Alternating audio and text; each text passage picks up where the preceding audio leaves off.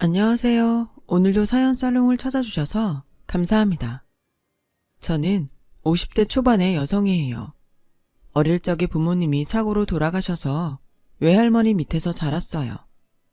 외할머니는 재래시장에서 분식 장사를 하셨는데 제가 학교 다니는 데에 불편함이 없도록 최선을 다해 주셨어요. 물론 엄마가 와야 되는 학교 행사 같은 거야 어쩔 수 없었지만 그 외에는 제가 친구들보다 뒤처지면 안 된다고 뭐든 좋은 것만 사주시고 도시락도 늘 풍성하게 싸주셨어요.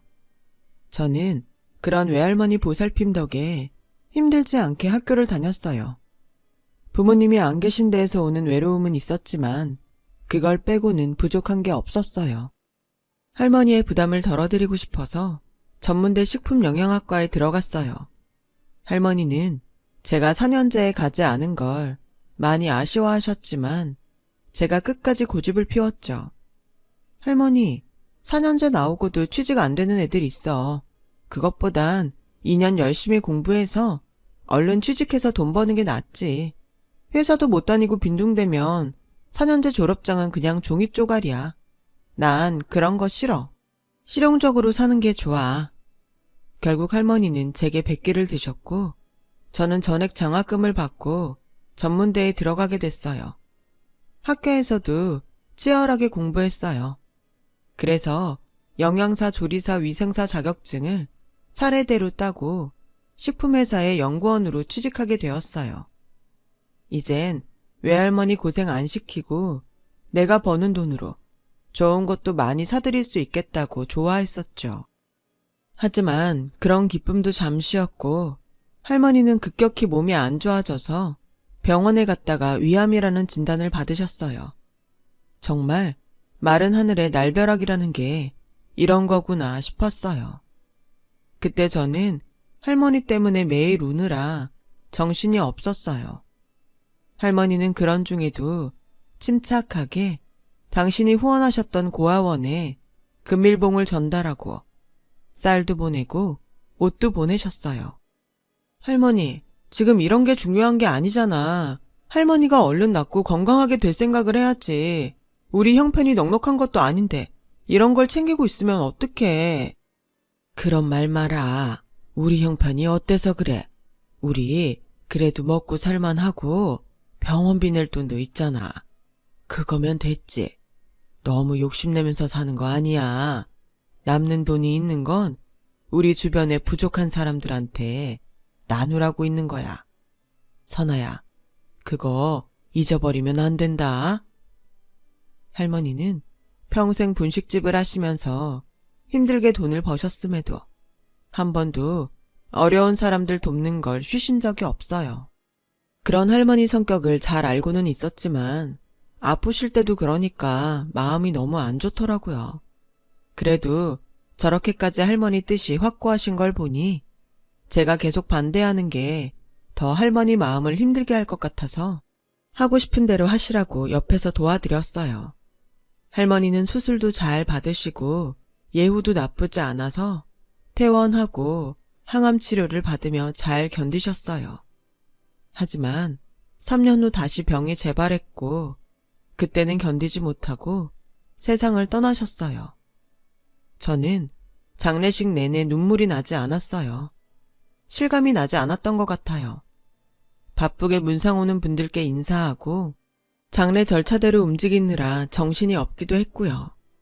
할머니를 낙골당에 모시고 집에 돌아오니 그제야 돌아가신 게 와닿았어요. 빈 방에 혼자 앉아서 밤새도록 통곡을 했죠.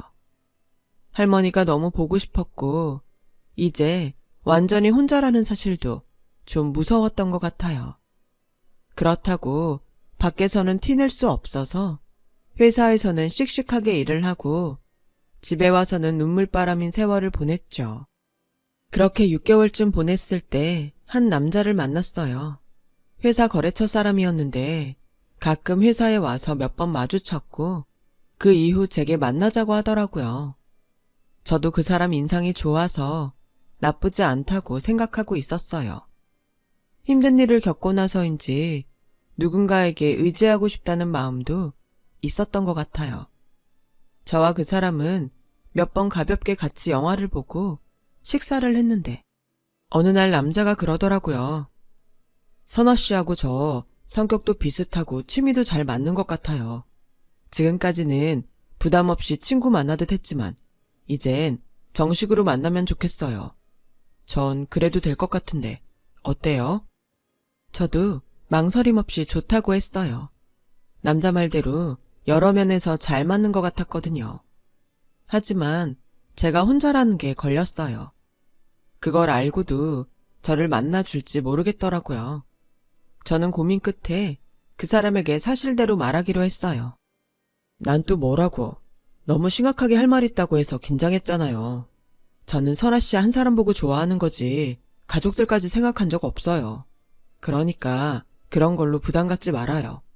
그런 걸로 따지자면 저희 가족도 좋기만 하진 않아요. 선아 씨도 저 가족들까지 생각하고 만나려는 거 아니잖아요. 라며 그 사람은 저를 안심시켜줬고 그게 정말 고마웠어요. 저희는 정식으로 만나면서도 크게 다툰 적도 없었어요. 그 사람이 배려도 잘 해줬고 자잘한 문제들은 신경 쓰지 않는 편이었어요. 그렇게 시간이 1년 넘게 흘렀고 저와 그 사람은 자연스럽게 결혼을 생각하게 됐어요. 결혼에 대한 이야기가 오가던 중에 그 사람은 저에게 만날 사람이 있다고 하더군요. 그러면서 저를 자기 고모에게 소개시켜줬어요. 고모님은 다리가 많이 불편하셔서 휠체어를 타고 지내셨어요. 그런데도 온화한 인상에 미소가 참 고운 분이셨어요. 고모가 어릴 때 나 거의 키워주다시피 하셨어. 부모님 두 분 다 항상 바쁘셨고 솔직히 내가 형보다 못하다고 관심 없었어. 내가 대학생 때 고모가 교통사고로 휠체어를 타게 되셨는데 나한테는 정말 부모님 같은 분이야. 제가 고모님께 잘 부탁드린다고 인사를 드리자 그분은 제 손을 꼭 잡고 나야말로 형철이 잘 부탁해요. 부모도 아닌데 이런 말 하는 게 주제넘지만 우리 형철이 진짜 알면 알수록 괜찮은 애예요. 고모가 주제넘긴 뭐가 주제넘어. 그런 말 하지 마 고모. 남자한테 고모님이 정말 특별한 사람인 게 느껴졌어요. 그 후에 남자 부모님과 형도 만났어요. 다들 저를 크게 반기는 분위기는 아니었지만 그렇다고 싫어하는 것도 아니었죠. 큰 환영을 받지는 못할 거라는 걸 예상하고 있었기 때문에 그렇게 마음 상하지는 않았어요. 하지만 남자 고모하고 부모님은 분위기가 많이 달랐어요. 남자 어머니는 대놓고 저한테 부모님도 없고 형제도 없으면 결혼식 준비는 어떻게 할 거야? 그거 다 감당할 만큼 모아둔 돈은 있어? 솔직히 결혼식에 돈 한두 푼 들어가는 거 아닌데 난 우리 아들들 결혼 제대로 해야지 대충 시킬 생각 없거든. 그러니까 그건 확실히 하고 넘어가야겠어. 엄마, 그런 말이 어딨어. 뭐가 제대로 된 결혼식인지 몰라도 나는 선아하고 우리 수준에 맞게 하면 된다고 생각해. 결혼식이 중요한 게 아니라 우리가 사는 게 중요한 거잖아. 라고 하니 남자 아버지가 이 녀석아, 여자 앞에서 엄마한테 그게 무슨 말버릇이야. 그리고 니네 엄마가 틀린 말 한 것도 아니잖아. 너네가 보기엔 결혼식이 그냥 요식행위일지 몰라도 우리한텐 아니다. 우리 집안을 다른 사람들한테 보여주는 큰 행사 아니겠냐. 그런 걸 니네 마음대로 하겠다고 하면 나도 그건 못 봐준다. 라길래 제가 나섰어요. 네, 그런 마음 드시는 거 당연하죠. 저 다 이해해요. 결혼식은 걱정 안 하셔도 될 것 같아요. 할머니께서 남기신 것도 좀 있고 맞춰보겠습니다. 전부 다 어머님 아버님 마음에 들진 않겠지만 그래도 남부럽지 않을 만큼 결혼식 할 수 있어요. 인사를 마치고 나온 후 남자는 제게 계속 미안하다고 했어요. 그런 말 하지 마. 부모님 입장에선 당연한 거야. 나는 혼자인 나를 끝까지 반대 안 하신 것만도 감사해. 그런 걸로 기죽지 마. 걱정하지 마. 결혼해서 우리 둘이 살지 부모님하고 사는 거 아니잖아. 그 뒤로 저희는 큰 문제 없이 결혼식 준비를 하고 마침내 결혼을 하게 됐어요. 결혼식 때 고모님이 안 보여서 의아했는데 알고 보니 아버님과 고모님이 어머니가 다르셨다고 하네요.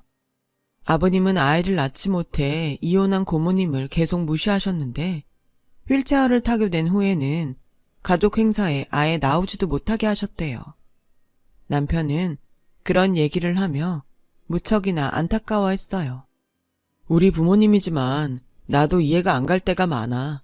예전부터 집안의 어려운 일은 고모한테 떠넘기면서 좋은 일에는 부르지도 않고 정말 너무해. 우리가 그만큼 더 잘해드리자. 나도 잘할게. 사실 저는 고모님을 보면 외할머니가 생각나서 더 마음이 쓰였어요. 고모님도 외할머니처럼 어려운 사람들한테 후원도 하시고 밥차에 돈도 보내고 쌀도 산지에서 직접 보내고 하셨거든요. 그래서 더 잘해드리고 싶은 마음이 컸고 평일에도 고모님 댁에 들러서 말동무도 되어드리고 집안일도 하면서 고모님과 더 친해졌어요.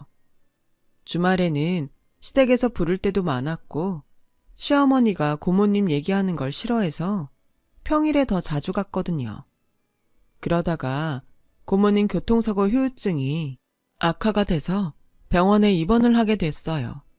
제가 고모님 입원 수속을 마치고 병실로 가려는데 시어머니가 기다리고 있다가 저를 부르더라고요.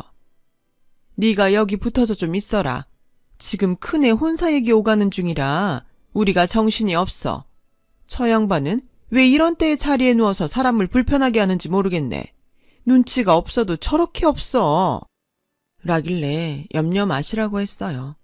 남편도 차라리 식구들이 간섭을 안 하는 게 낫다고 하더라고요. 어차피 당신 없었으면 나한테 떠넘겼을 거야. 간병인을 써서 돈도 나보고 내라고 했을걸? 우리가 있어서 다행이라고 생각할 분들이야. 미안해. 못 볼 거 보게 했네. 그런 말이 어딨어. 우리가 감당해야 될 거면 우리가 하면 되는 거지. 이런 말 미안한데 당신이 어머님 아버님 안 닮아서 다행이야. 라며 남편과 고모님을 잘 돌봐드리자고 했어요. 고모님의 어머님은 아버님을 정말 잘 키우셨는데도 아버님은 제철하며 무시했다고 하네요. 그런데도 그분이 돌아가시자 가져오신 재산을 아버님이 거의 가져갔다고 해요. 남편은 그래서 자기 부모님한테 정이 별로 없다고 하더라고요.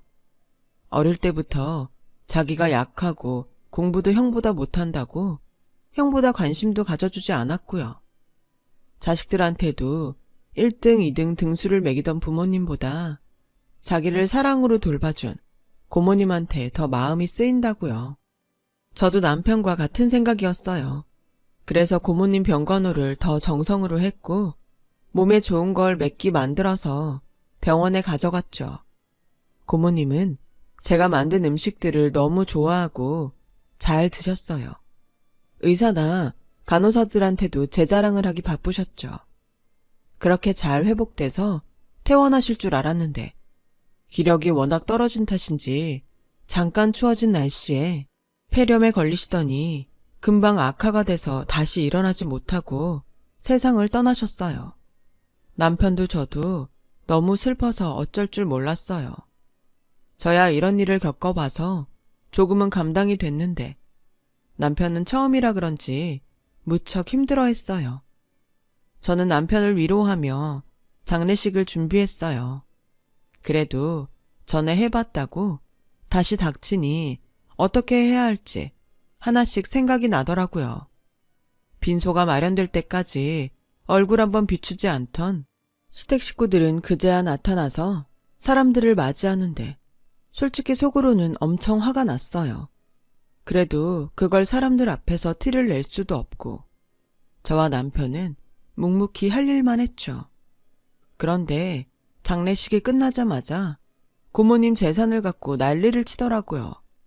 고모님이 재산을 모두 노숙인 밥차 운영하는 곳에 준다고 하셨는데 자기들이 우선권이 있고 고모가 정식으로 공증받은 유언도 아니니까 절대 그렇게 할 수 없다는 거였어요. 고모님한테는 전 남편한테 받은 위자료에 원래 가지고 있던 땅이며 집이며 20억이 조금 넘는 재산이 있더군요. 고모님 변호사와 난리를 치고 싸우던 시어머니는 저를 불러서 너 네가 마지막에 간병 좀 했다고 네 목 챙겨달라는 그런 말은 하지 마라. 솔직히 너 같은 고아 받아준 것만으로도 평생 우리한테 감사하고 살아야 돼. 알았어? 저 그런 거 바라고 고모님 옆에 있었던 거 아니에요. 그렇게 재산이 많은 줄도 몰랐고요. 그래도 대놓고 고아라고 하고 평생 감사하라는 말씀은 좀 지나치신 것 같아요. 얘 봐라. 너 아주 말 잘하는 애였구나. 그동안 답답해서 어떻게 살았니? 누가 이렇게 말대답 따박따박 하랬어? 며느리면 며느리답게 굴어.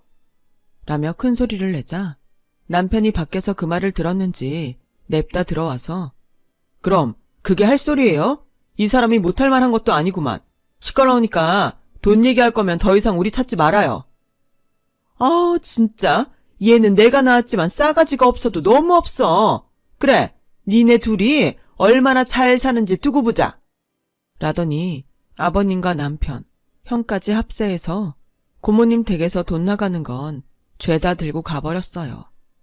시댁 식구들은 그 이후로 저희를 찾지 않았고 저희 부부도 가족은 고모님 뿐이었다고 생각하자고 서로를 위로하며 지냈어요. 한 달쯤 지나 모든 일이 잠잠해졌을 때 고모님 변호사가 저희 부부를 찾아왔어요. 정말 제가 이거 지키느라 애썼습니다. 하면서 땅 문서를 내놓는 거였어요. 고모님은 생전에 갖고 있던 땅을 저희 앞으로 돌려놓고 부모님 일이 정리되면 저희한테 주라고 하셨다고 해요. 어머님 아버님은 고모님의 재산이 어느 정도 되는지 이미 알고 있었고 고모님께서 그걸 저희에게 다 주셨더라도 법이든 뭐든 어떻게든 자기들이 다 가져갈 사람들이라는 것도 알고 있었다고요. 그래서 다 손을 써놓으신 거였더라고요. 이건 박형철 씨 부모님도 모르는 땅이에요. 부모님이 받아가신 재산만 있는 줄 아실 거예요. 그러니까 말썽이 생길 일은 없을 겁니다.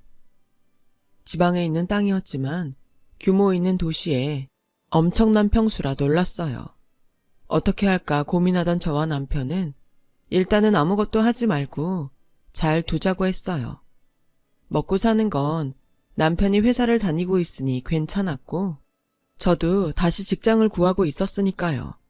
하지만 곧 나이가 생겨서 직장 구하는 걸 포기했어요. 회사에 들어가면 얼마 안 돼서 출산휴가를 받는 건데 눈치도 보였어요. 제가 임신 초기에 몸이 많이 안 좋았거든요. 시댁에 임신 사실을 알리긴 해야 해서 전화를 했어요. 전화를 받은 시어머니는 니들끼리 잘 살겠다며 연락은 왜 하니? 우린 우리대로 잘 살고 있으니까 니네도 더는 연락하지 마. 무슨 자기 살기도 벅찬 애들이 도움 안 되는 임신까지 하고 있어. 어머니, 저랑 그 사람한테 유감이 있으신 건 알겠지만 그렇다고 아무 죄도 없는 아이한테 그런 말씀하시면 안 되죠. 저희도 이걸 마지막으로 더는 연락 안 드릴 거예요. 아무리 저희 사는 게 빠듯해도 그렇지 새 생명을 그런 식으로 말씀하세요. 어떻게 어머님 아버님 같은 분들한테서 저 사람처럼 반듯한 인격이 나왔는지 모르겠네요. 라며 전화를 끊었어요. 그 사이 남편의 형은 집안 좋은 여자와 결혼해서 시아버지 시어머니가 사돈 회원권으로 골프 다니고 리조트 돌아다니느라 정신없는 건 건너 들어서 알고 있었어요. 그렇다고 해도 자기들 손주일인데 그런 막말을 할 줄은 몰랐죠. 저는 마음에서 시댁 식구들을 완전히 포기하게 됐고 시간이 흘러서 예쁜 딸이 태어났어요. 그리고 딸이 1살이 됐을 때 남편은 직접 가게를 하고 싶다고 했어요. 가게는 작게 열고 나중에는 전문 조리팀을 구성해서 집에서 간편하게 해먹을 수 있는 반찬들 위주로 하고 싶어. 회사에서는 아무리 해도 내 마음에 들지 않는 게 있어서 이럴 바에 내가 한번 해보자는 생각이 들었어. 구성한 건 몇 년 됐는데 나도 좀 더 배울 게 있었고 당신 채영이 낳느라 고생했는데 나까지 보탤까봐 기다렸어. 나 정말 잘할 수 있을 것 같아. 당신도 도와줘. 당신이 그렇게까지 준비하고 자신 있으면 해야지. 왜 내 눈치를 봐. 걱정하지 마. 좀 안 돼도 그만큼 배우는 게 있을 거야. 그렇게 저희 부부는 반찬 가게를 냈고 거기서 홍보를 하면서 둘이서 음식 연구를 했어요. 저는 고모님 병간호할 때 만들었던 음식들을 떠올리며 영양 균형을 생각한 보양식과 환자용 음식들에 대해 조언을 했어요. 그랬더니 환자용 보양식이 의외로 반응이 좋았어요. 저희 가게는 손님들한테 건강한 음식을 만들어서 판다는 좋은 인상을 심어주게 되었습니다. 그 입소문으로 조금씩 단골이 늘게 됐어요. 한 번은 단골 한 분이 몸이 너무 안 좋다는 말에 제가 잣을 넣고 죽을 써서 순한 반찬들과 함께 포장을 해서 그 손님 집에까지 가져간 적이 있었어요. 돈을 받고 한 건 아니었고 항상 음식도 많이 팔아주시고 입소문도 많이 내주신 분이 아프다는 말에 마음이 쓰였죠. 그분은 너무 고맙다며 눈물까지 글썽이셨어요. 그리고 더 많은 손님들을 저희 가게에 보내주셨어요.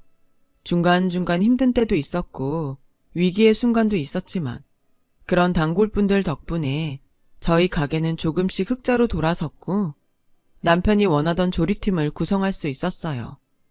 그리고 반찬 가게와는 별개로 건강한 재료를 쓰는 한정식 레스토랑을 운영했어요. 레스토랑에서 반응이 좋은 음식들은 밀키트로 개발하기로 한 거죠. 그렇게 되기까지 8년의 시간이 걸렸고 아이도 많이 커서 저는 본격적으로 남편과 일에 매진했어요. 남편은 경영의 전반적인 일을 담당했고 저는 조리팀과 함께 음식을 개발하는 일에 힘을 쏟았어요. 저희 음식이 소문이 나고 찾는 사람이 많아지자 남편이 다니던 회사에서 저희 음식을 받아서 팔고 싶다고 제안이 왔어요. 남편은 대신 우리가 직접 검수를 해서 품질을 지키고 싶다고 했고 회사에서도 여러 검토를 걸쳐서 저희와 협의를 했어요. 그 결과 저희 의견이 많이 반영된 계약을 할 수 있었어요. 그때까지 또 3년이 걸려서 11년이 지나니 그제야 레스토랑도 밀키트 사업도 어느 정도 자리가 잡히더라고요. 남편은 반찬 가게를 못 잇는 손님들을 위해서 레스토랑 한쪽에 작게 반찬을 파는 코너를 만들었고 인터넷 쇼핑몰을 만들어서 더 많은 반찬들을 팔기로 했어요. 그러던 어느 날 저희한테 부동산 업자가 찾아왔어요. 고모님이 저희한테 물려주신 땅이 재개발에 들어가면서 땅값이 엄청 올랐다는 거예요.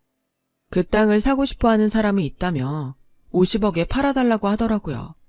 저와 남편은 생각을 좀 해보겠다고 했어요.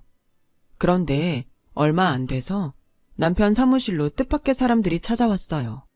시어머니와 아주버님이었어요. 시댁에서는 얼마 전 저희가 땅을 받은 걸 알게 됐고 그 땅이 엄청 올랐다는 것도 알았다고 했어요. 시어머니는 남편 사무실을 이리저리 훑어보더니 상냥하게 니들은 어쩜 그렇게 아무 말 안 하고 있었어. 그래도 재산을 상속받았으면 이런 일이 있었다 얘기는 했어야지. 언제까지 말 안 하려고 했니? 정말 놀랐다. 라고 하니 아주버님은 아무리 니들 부부한테 준 재산이라고 해도 부모님을 그냥 지나치는 건 좀 아니지 않니? 이건 도의상의 문제가 될 수 있지. 안 그래요, 재수씨? 형철이가 말을 안 하면 재수씨라도 얘기를 했어야죠. 형철아, 늦었지만 이제라도 부모님 앞으로 조금이라도 나눠주는 게 좋을 것 같다. 라며 거들었고 남편은 어이가 없다는 표정을 지었어요. 형이랑 어머니 아버지 그때 고모 재산 다 받아갔잖아. 근데 이걸 왜 우리가 굳이 얘기해서 줘야 되는데? 솔직히 우리 채영이 가졌을 때 그쪽에서 축하 인사 한마디라도 했어? 뭐 인생에 도움도 안 되는 사람들이 임신까지 했다고 막말했잖아. 그래놓고 이제 와서 뭘 달라고? 도의상 문제가 있는 건 우리가 아니고 그쪽이지. 라고 하자 시어머니는 비굴한 표정으로 그때 일은 그만 잊자. 가족이 뭐니? 좋은 일은 함께하고 나쁜 일은 서로 잊어주는 게 가족 아니야? 이러지 말고 좋은 쪽으로 생각하자. 예, 세기야. 너도 그렇게 생각하지? 제가 이 사람이랑 결혼한 지가 언젠데 무슨 새 얘기예요. 저 똑똑히 기억해요. 각자 연락하지 말고 잘 먹고 잘 살자고 하셨잖아요. 그런데 저희한테 땅이 있다는 걸 알고는 이렇게 오시네요. 저는 그런 어머님 말씀은 아무리 좋은 얘기라고 해도 하나도 못 믿겠어요. 두 분 다 그만 가주세요. 라고 냉정하게 말했어요. 아니, 재수씨, 그렇게 안 봤는데 참 냉정하네. 사람이 그러니까 형철이도 이렇게 변한 거 아니야. 어디다 대고 남의 부인한테 반말이야. 당신들 나가. 안 그러면 경찰 부를 거야. 라고 남편이 소리치자 시어머니는 제 손을 잡고 얘, 그러지 말고 남편하고 얘기 좀 잘 해봐. 응? 하며 빌듯이 말했지만 저희는 눈 하나 끔찍하지 않았어요. 알고 보니 아주버니는 능력 없다고 부인한테 이혼당했고 시부모님은 투자를 잘못해서 고모님한테 받은 재산을 거의 날렸다고 하더군요. 부모님이 안 되긴 했지만 그렇다고 고모님 땅을 주는 건 안 된다고 생각했죠. 저희 부부는 부동산 업자에게 소개받은 사업자에게 땅을 팔았어요. 그리고 고모님이 전에 기부하려고 생각하셨던 밥차를 운영하는 곳에 기부도 많이 했죠. 그 이후로 시댁에서 몇 번 더 찾아오고 연락도 왔지만 저희는 냉정하게 끊어버렸어요. 두 분이 아직 먹고 살만하고 아주버님도 자기 힘으로 살 수 있으니 저희가 굳이 돕지 않아도 된다고 생각되더군요. 그리고 남은 돈은 청년기업에 투자를 했습니다. 저희는 저희대로 사업을 잘 하고 있고요. 지금은 온라인에서 밀키트를 파는 일에 주력을 하고 있어요. 시부모님은 지방으로 내려가서 아주버님 뒤치다꺼리를 하면서 살고 있다는 얘기를 들었어요. 정말 힘들어지면 저희도 모른 척할 수 없겠지만 지금은 때가 아닌 것 같네요. 저희는 심각한 어려움 없이 사업을 잘하고 있어요. 가족도 잘 살고 있고요. 많은 일들이 폭풍처럼 지나갔다는 생각이 듭니다.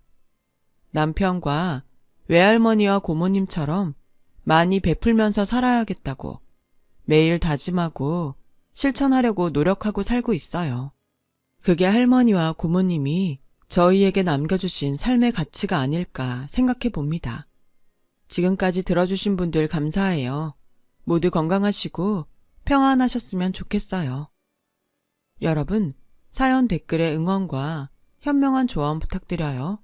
좋아요와 구독은 저에게 큰 힘이 됩니다.